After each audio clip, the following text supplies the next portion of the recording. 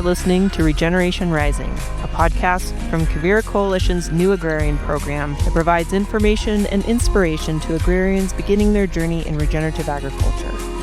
Each episode will explore what it means to work in regenerative agriculture, how people come to choose this as their livelihood, and why it's important to them and our future. We hope this podcast provides a foundation of knowledge for future agrarians and land stewards so they can rise up and focus on a regenerative approach to community, relationships, and the land.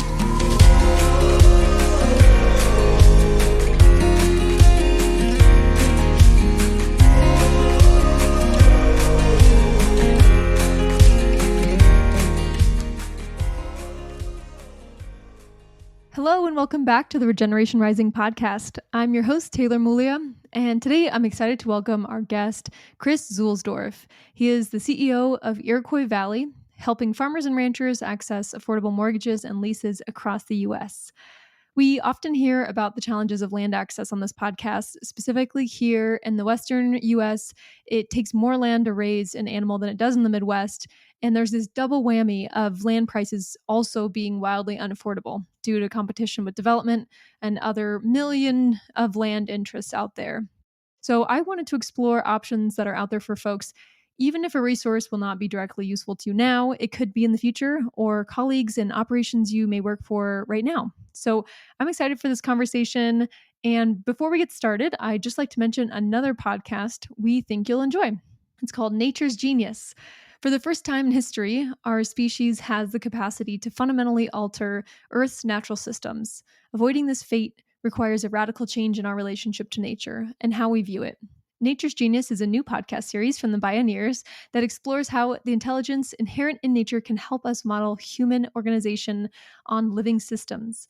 You'll hear how we can repair our relationship with water and a keystone species essential to restoration, the beaver, how forests can teach us about kinship and mutual aid, how culture and language can enrich our understanding of nature's intelligence and our place within it, and more. You can listen to Nature's Genius wherever you get your podcasts. Just search for Bioneers or find it online at bioneers.org. So thank you so much for tuning in. Very excited for Chris's conversation, and we hope you enjoy.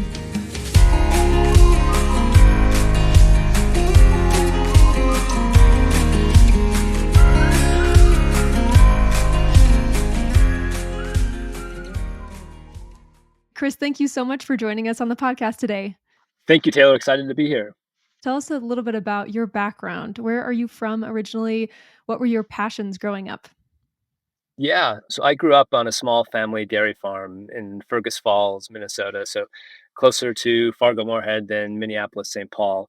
That was in kind of the mid to late 1980s, early 1990s.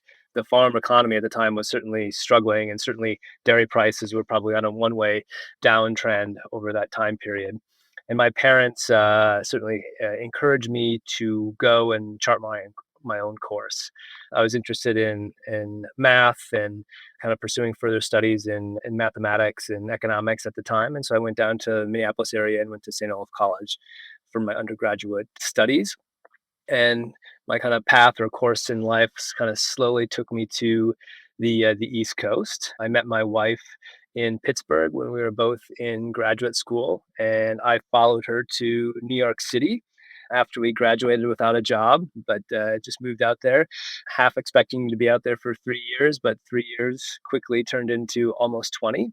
And I worked with the same company for nearly 20 years doing alternative investment management. So working and partnering with institutional investors, high net worth investors, foundations and endowments on building hedge fund portfolios for their kind of broader portfolio diversification, and left that about 2021.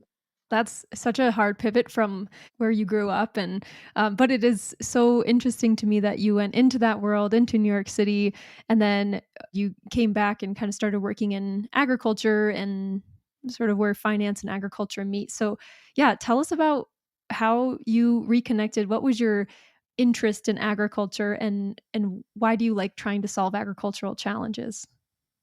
Yeah, that's a great question. And I really probably, never lost touch with the family farm. My parents are still on that family farm today. And we go back once, if not twice a year, brought our kids back every single year to spend some time on the farm. So it's always been, part of my, I guess, DNA and existence. But in 2016, I also joined the board of a nonprofit, Glenwood Center for Regional Food and Farming, and that kind of sparked a little bit of an interest in maybe a new alternative, a new focus on what was at the time called sustainable agriculture. It's now kind of transitioned into regenerative agriculture. But that really sparked an interest for me personally. And then during COVID, when I first saw some of the challenges and the fragility in our current food system, I really felt that if I could be fortunate enough to have another chapter in my career, that it would be great to do something impactful in food and agriculture and to tackle some of those challenges that I kept running into. We've had Nicole Scott, who currently works at Glenwood. We've had her on the podcast before. I really enjoyed talking to her. So it's interesting that you also had that connection as well. It sounds like a very impactful and meaningful place. Okay, so you landed at Iroquois Valley sort of in this next chapter in 2022. So tell us about it. What is Iroquois Valley? And you can start at kind of the original mission of the company. Iroquois Valley was founded in 2007 by Dr. Stephen Rivard and Dave Miller. Dave Miller was a kind of a commercial real estate banker in the Chicago area, and Dr. Rivard, Doc as we call him, was an emergency medicine doctor in the Chicago area. They were also college roommates and grew up in the same town in Kankakee, Illinois. And I think it was around 2006, 2007, Doc and Dave kind of reconnected around trends they were seeing in the broader agricultural sector. Doc was remarking about the declines in various health metrics that he was seeing in his patient population after kind of 30 years of practicing medicine, whether that's increasing cases of diabetes, of cancer rates, heart disease, obesity, autism. And one conversation led to another, kind of over coffee and pancakes, I believe. And their solution was to go out and buy an organic farm. And so they did that in 2007. They bought their first organic farm in Iroquois County, Illinois, hence the name Iroquois Valley. Maybe 18 months later, they bought another farm. And then in, I think, 2012, they converted it into a small little friends and family investment fund. And finally, in 2016, Iroquois Valley became a real estate investment trust, which is the current kind of structure and form that it is today, where we also became a public benefit corporation at that time. And so today, Iroquois Valley the vision is to transform agriculture through organic land stewardship and to do it in a single generation. And so we work with impact-driven investors to provide capital to farmers that are either certified organic or transitioning to organic through kind of two or three main products, but it's a long-term leases, mortgage financing, and then we also provide post-investment support to those farmers. Wonderful. So the purpose of the organization is not necessarily focused on startups, but it can be extremely beneficial to operations that already have a proven business model and then like a potential to or a desire to grow in size. Is that correct?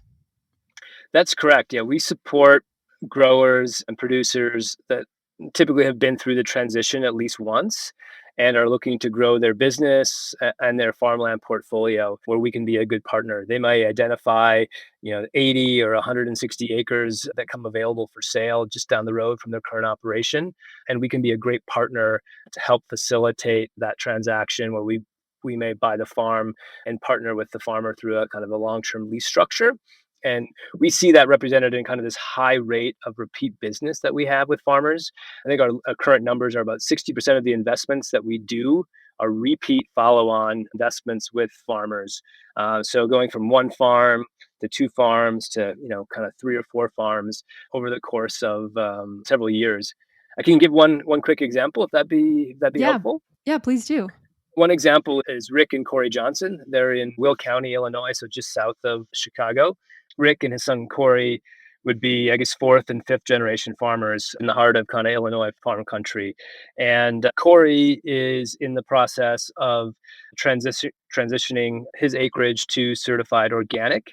He started with about 190 acres back in 2018 with Iroquois Valley. And then very quickly, we built that up to 520 acres that he's now transitioning for us in Will County, Illinois. So he's growing kind of a more traditional kind of corn, soybean, wheat, and oats rotation that ultimately ends up into a number of different products that we all probably utilize every single day. Things like silk milk, Danone, Campbell Soup has a wide range of organic products. And so we've been fortunate to partner with Corey on growing his acreage portfolio now to 940 acres financed in partnership with the Iroquois Valley. Wow, that's huge. And yeah, tell me a little bit about like what is a so I see on your website there's like farmer friendly mortgages or, farmer friendly leases. So tell me a little bit more about what makes it farmer friendly. I'll start with the leases because that's about 80% of our investment portfolio, and then the mortgages are about 20%. So rather than doing an annual cash rent lease that's kind of renewed every year, our lease structures are long-term in nature. They are kind of 6 years in duration. So we give farmers that kind of patient visibility and flexibility to go through a full organic transition. It takes 3 years to get certified to organic. And then after 3 years, they're certified organic and they can have kind of one more, 3 year crop rotation to get through the first 6 year lease. It's an evergreen structure, so it automatically renews after 6 years. And then after year 7, farmers have the opportunity to purchase the farm from us if they choose to do so. So it's an option that we do offer all of our farmers that are leasing land from us. On the mortgage financing side, like I said, it's about 20% of our portfolio. It tends to be more focused in some of the anti-corporate farming states like Wisconsin, Minnesota, Iowa, and Kansas, but we'll partner with farmers to help them acquire farmland that they want to transition to organic. We do it, the mortgage is set up with a 5 year interest only period, which again kind of helps manage that J curve of the organic transition. And then in year 6, it converts to a more traditional kind of principal plus interest amortizing mortgage. So we're Gotcha. very focused in that long term partnership, helping farmers get through that initial challenge of Right. the J curve. Right. So from the investor side too, your organization takes investors and connects them with these really accessible mortgages and leases. Tell me about what the investor gets out of this. Yeah, yes, a great question. So as I mentioned, we're structured as a real estate investment trust and a public benefit corporation. We're registered with the SEC under a Reg A exemption, and what that allows us to do is to take in non-accredited investors as low as $10,000, also larger family offices and institutional like investors who invest several $1 million with us. So our investor base is about 950 total investors today who are providing equity capital and impact investment notes for us to then use and go out and identify farmers, partner with them on farmland purchases, and underwrite and originate new mortgages for that broader portfolio. If you own equity in Iroquois Valley, it's a 5 year holding period or a 5 year lockup, which aligns with some of our products around that transition time period. Sure. And then we have what I would call a semi-permanent capital base to ensure that if an investor does want to redeem, that we're not forced to have to sell a certified organic farm and kick a farmer off the lease in order to pay redemption. So we have a very strong impact-driven aligned investor base that we're able to pair with a very strong focused portfolio, which today is about 70 farmers over about 36,000 acres in 20 states. Wow, that's awesome. And so, yeah, I mean, I guess somebody listening to this, if they know anybody who's interested in investing, it sounds like you can do it on a number of scales. Like you don't have to be a really high dollar investor to get involved in this kind of important work. That's absolutely right. And that's one of the things that I found very attractive to Iroquois Valley when I started kind of getting more involved in the space, that the platform that Doc and Dave built as a real estate investment trust, we really, what I would say, like democratized access to, a diversified portfolio of certified organic farmland.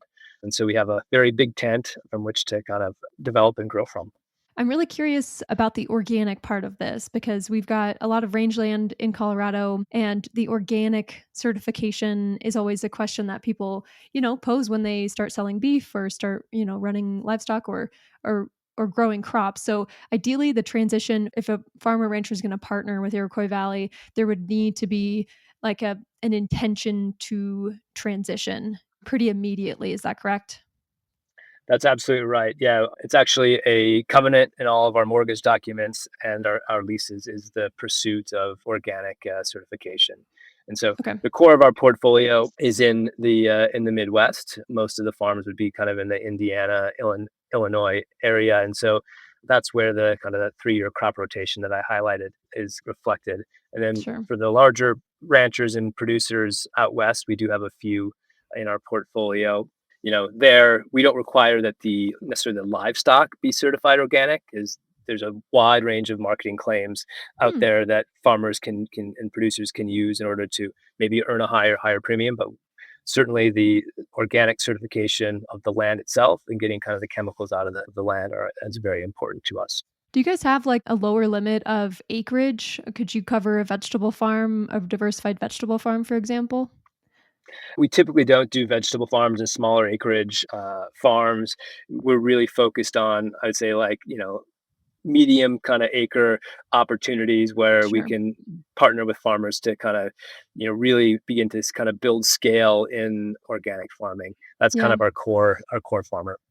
That makes sense. It's kind of like the landscape scale is what you're going for, is like really big impact. That makes sense.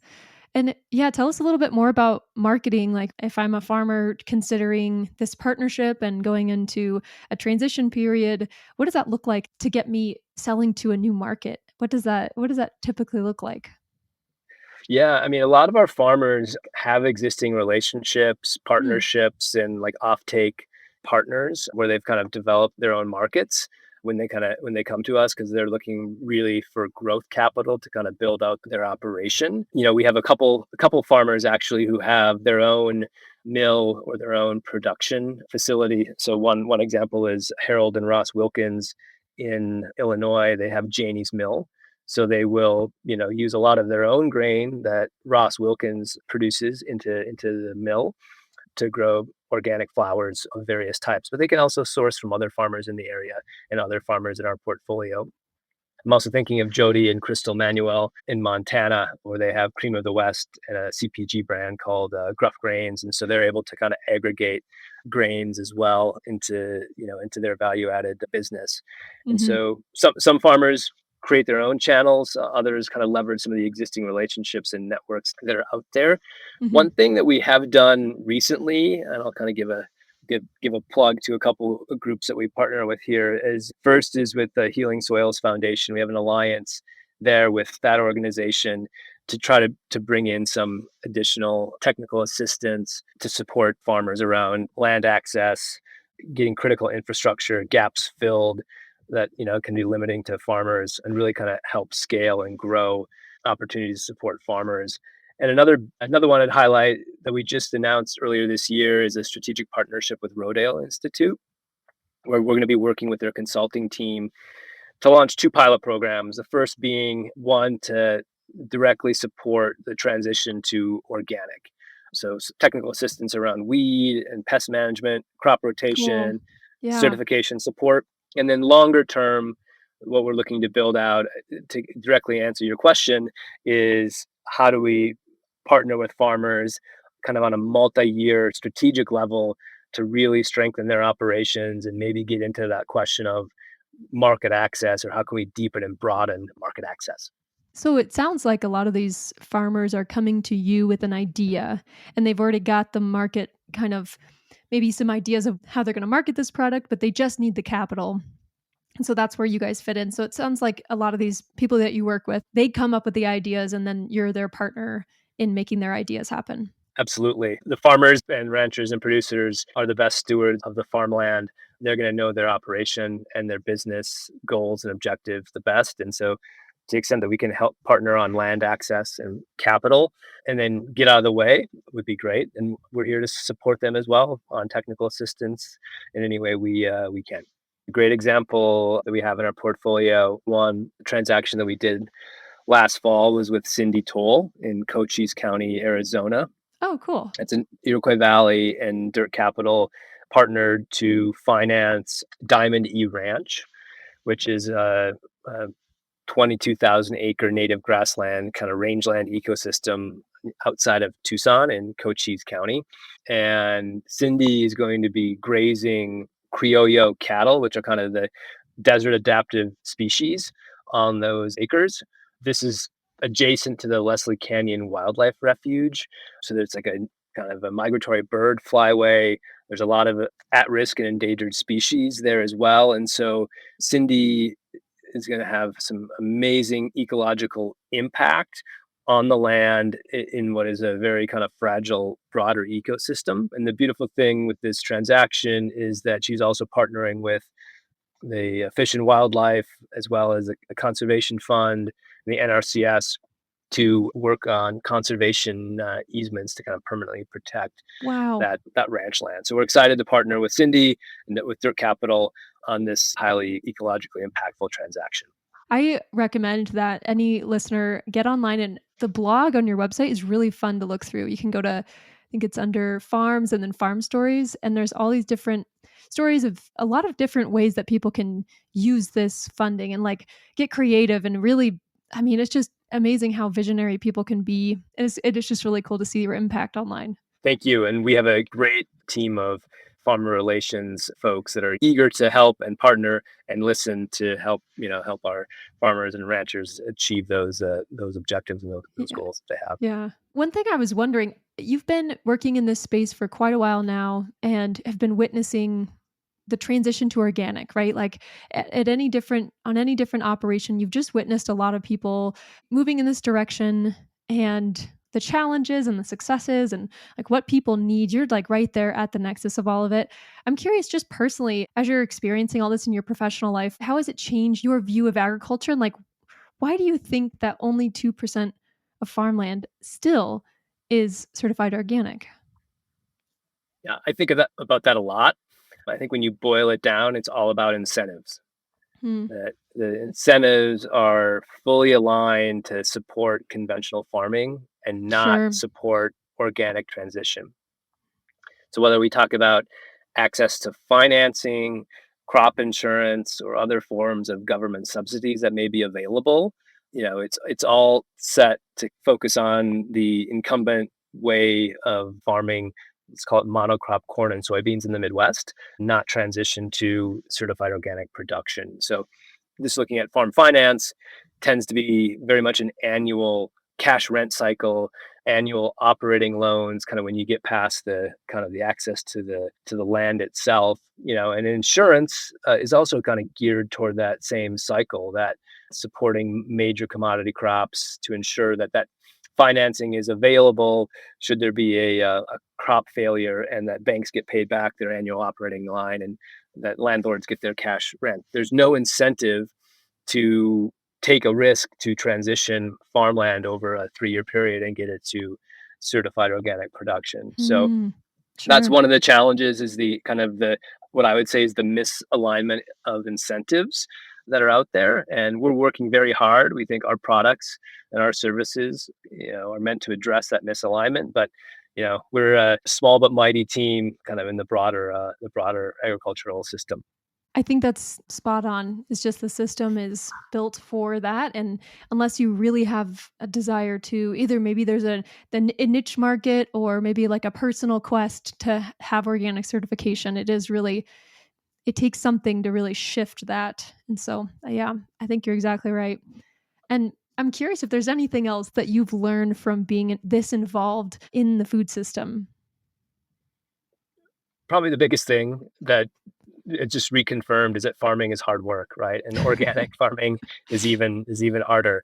And the farmers and the ranchers that are stewarding our farmland are working so hard to achieve the positive impact that we're all really cheering them on for and supporting them, whether it's environmental health, soil health, human health, and getting pesticides out of our food system, or just making farming a more viable and welcoming occupation, right? And kind of that rural economic development. And so that's one of the bigger takeaways I've had in my seat over the last couple of years.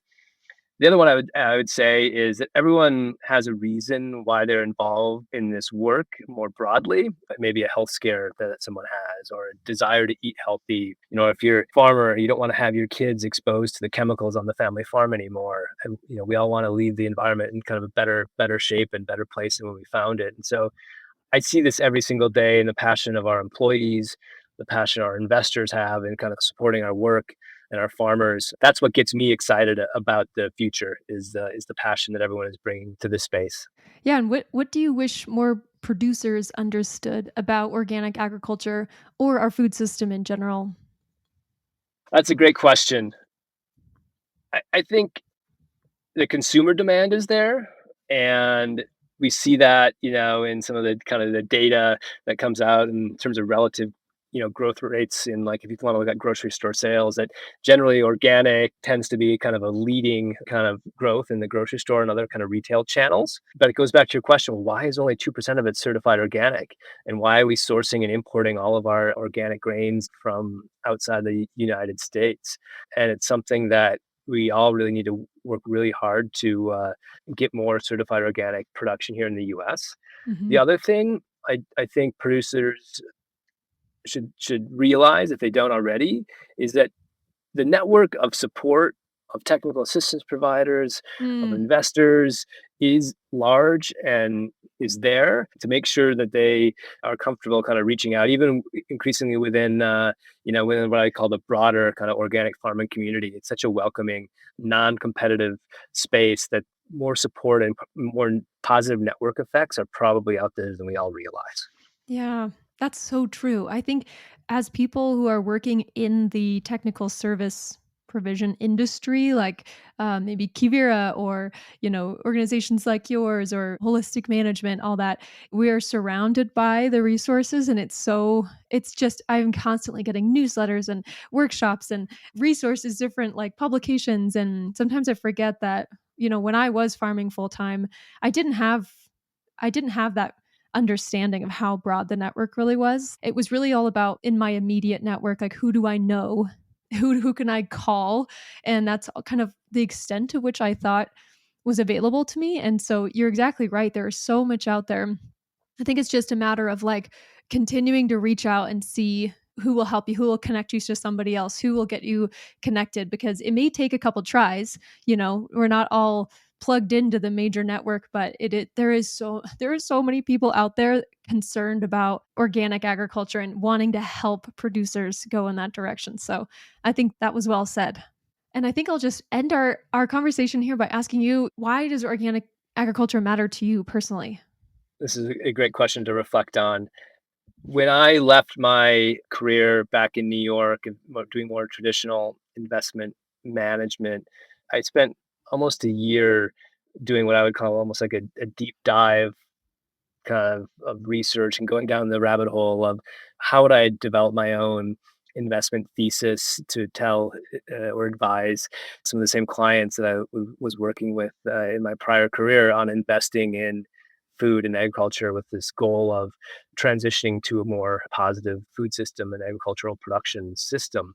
And my big takeaway and why organic agriculture is so important, that I think transitioning farmland to organic, certified organic, regenerative production is probably one of the most impactful investments that we Mm, can make. And it's a massive opportunity when you think about the hundreds of millions of acres of cropland and rangeland and pasture land that exist. And it's better for the environment, it's better for human health, and it's better for farmers in our communities. mhm. And for me, this is a big opportunity for impact and pairing that with what I believe are attractive long-term investment returns. So organic agriculture matters for me just because I think it's a huge impactful opportunity that we have to tackle. That was well said. And I think too, being from an agricultural community gives you a really close relationship with land. I think that sometimes people who don't live rurally have never, seen seen what farming may look like on a really large scale, monocrop farming, or they may not have ever seen agricultural runoff, or they may have never been next to a field getting sprayed with glyphosate, or had an instance where that was really affecting their health. It's really important that you have that connection, and I think that's the connection we really need to draw for people who don't see that on a daily basis, like really up close and personal. But it gets linked to your food, to your water. It all comes back in the system eventually. So thank you so much for your work. This is really extremely exciting. I hope that listeners will find opportunities to either tap somebody on the shoulder that you know who wants to do really meaningful impact investing and maybe send them to Iroquois Valley, or maybe if somebody's thinking about how can an investment help me broaden my impact in farming and ranching. If someone's interested in connecting, how can they get a hold of you? Thank you for that opportunity. And so iroquoisvalley.com is our website. And on that website, if you're at all interested in learning more about investment opportunities or how to invest with impact, you can reach out to Donna Holmes, and the email is invest@iroquoisvalleyfarms.com. And then on the kind of farmer, rancher, and producer side, it's farmerinfo@iroquoisvalleyfarms.com. It would be two great ways to kind of reach out and kind of engage with us more directly. But yeah, we'd be excited to have those conversations. Great. Well, I'll put those email addresses in the show notes so people can access them later. And Chris, thank you so much for taking the time. This was so lovely. You live like 20 minutes away from me, and I've never actually sat down and had this conversation and gotten into the details. But thank you so much for giving me the opportunity to do so and joining us on the podcast today. Taylor, thank you so much. I really enjoyed it. Next time we can do it in person. Yeah, for sure. Yeah, absolutely. Well, thanks, Chris. Thank you. Have a good day.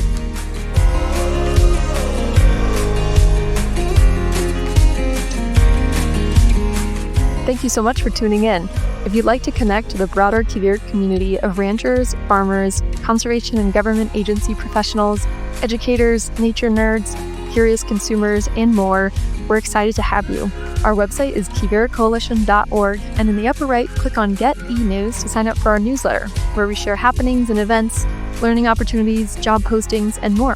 Also, if you're enjoying this podcast, please leave us a review and a rating. It really will help other people find us and maybe even find their next step in regenerative agriculture.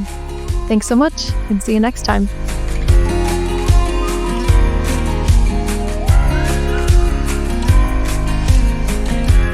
This podcast was produced by Quivira Coalition in our quest to support resilience on working lands. Learn more about our work and how you can support regenerative agriculture and solutions to climate change at quiviracoalition.org.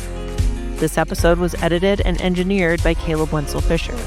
A Folk Story, our theme music, was made by Alex Cristoforetti, and we're grateful for our guests who take time out of their busy lives to share their experiences with us.